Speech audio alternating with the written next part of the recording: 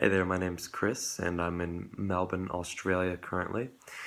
Now, the area of the city that I was shooting is called the Docklands, and the Docklands are an area of Melbourne that historically has been fairly industrial part of the city. It's only been fairly recently where the old fishermen wharves and shipping containers that were in the area were replaced by sort of modern urban waterfront.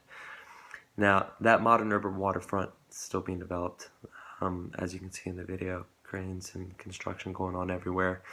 And that's been ongoing since around about sort of early 2000s and 2005 time frame, and it's still very much in sort of the middle stages of development. Now, for a long time, Melbourne's really felt disconnected from both the Yarra River and Victoria Harbour. Those are the two closest bodies of water to Melbourne. And this development of the Docklands has really opened up Melbourne to that waterfront that's always been kind of so close, but yet still so far away for city residents. So it's really quite an attractive development in that way. It also has a few other things. So in the video, you can see Etihad Stadium. Etihad Stadium is a huge, it's the second biggest stadium in Melbourne. It's a huge stadium, one of the biggest in Australia. And it's home to a lot of cricket matches, Australian rules football matches, and soccer matches. And it's really brought a lot of development down into the Docklands. I myself went to an Australian rules football game there a couple months ago, and it really has a great atmosphere, and it's a very nice looking, clean new stadium as well. So Etihad Stadium is there, and along with that,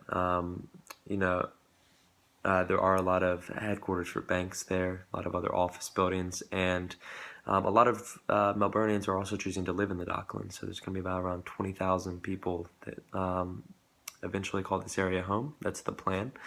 And you can see a lot of apartment high rises in the video. That's really popular. Those big glass front apartment buildings, sort of the hot new architectural trend. And yeah, so the Docklands are quite popular in that way.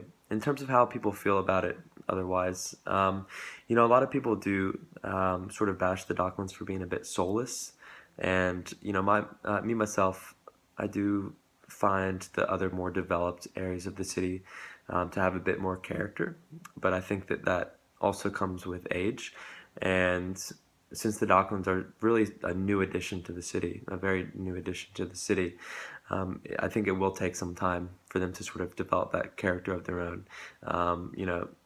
It is still very much a work in progress, although it is nice, and I think that when Melburnians are able to sort of get used to the idea of the Docklands being down there a little bit more, along with those cafes and bars and entertainment options that are already there, you're going to see people actually going to the Docklands more for what it has to offer.